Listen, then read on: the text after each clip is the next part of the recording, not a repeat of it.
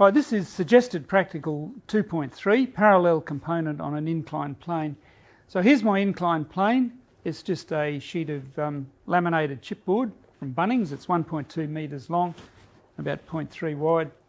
The setup I've got is a laboratory jack here, so I can raise and lower the incline, so I can change the angle, and I'll use a protractor to measure the angle here. I've also put a couple of blocks of wood and a G-clamp there to stop the inclined plane sliding away, so that's fixed at the bottom. What I've got on it is a laboratory trolley, just the ordinary collision trolley. I've just got a piece of string. I've cut about 1.2 metres, so I've got a fair distance it can move. I've got a pulley at the end. It's a low friction pulley clamped to the end. And the next prac we're going to look at is mandatory prac 7.4, force on a current carrying wire in a magnetic field.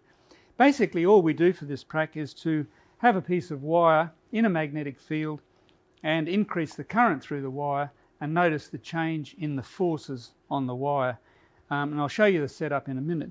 There's no additional safety requirements for this other than to make sure that the leads to your power supply, this is just the laboratory power supply, are not frayed, they're not melted from being on a hot plate or anything like that.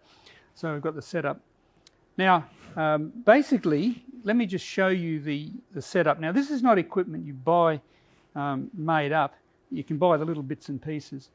Now what we need is a piece of wire that'll sit in a magnetic field. Now I've just used a piece of copper wire. This is 18 gauge copper wire, so it's fairly stiff, and I've bent it into